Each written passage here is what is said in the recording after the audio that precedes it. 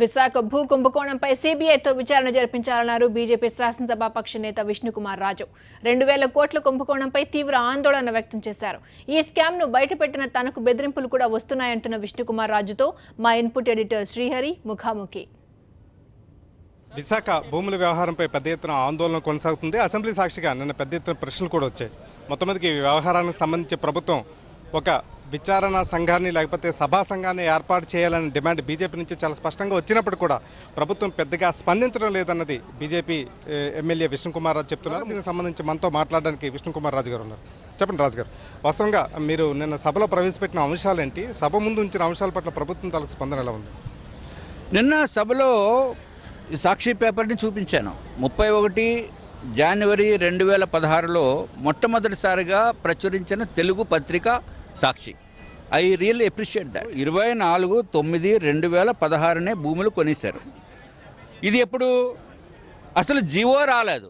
GO వచ్చింది 24/11/2016. అంటే 2 నెలల ముందే వీళ్ళందరికీ ఎట్లా తెలిసిందండి? సైన్డ్ ల్యాండ్ భూమి అమ్మేదానికి లేదు.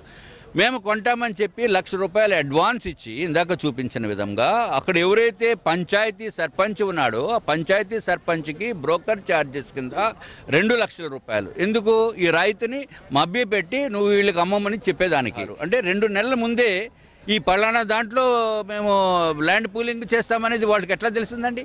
Is it not insider trading?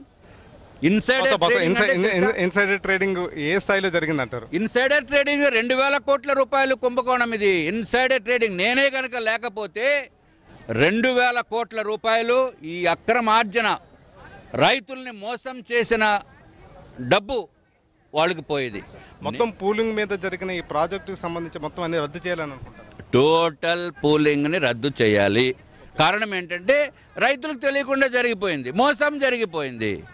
రైతులకు తెలియకుండా ఆల్రెడీ జీవో 304 బలాని ఆల్రెడీ 359 ఎకరాలకి టోటల్. దీంట్లో అసైన్డ్ ల్యాండ్స్ 175 ఎకరాలు. అసైన్డ్ ల్యాండ్స్ అంటే ఎవరి అండి? రైతులు. వాళ్ళు ఏమైనా అక్కడ అడ్వర్టైజ్ చేశారా? చేయలేదు. మరి రైతులు మోసం చేయడం కాదా? అసలు ఊర్లు కొనేసారండి. దారుణం ఇది. మిమ్మల్ని భౌతికంగా దాడి చేసే అవకాశం ఉంది అని ఒక రకమైన ఆరోపణ కూడా చేశారు. బెదిరింపులు వచ్చినాయి. బెదిరింపులు మామూలు బెదిరింపు కాదు, లారీ పెట్టి తొక్కించేస్తారంట.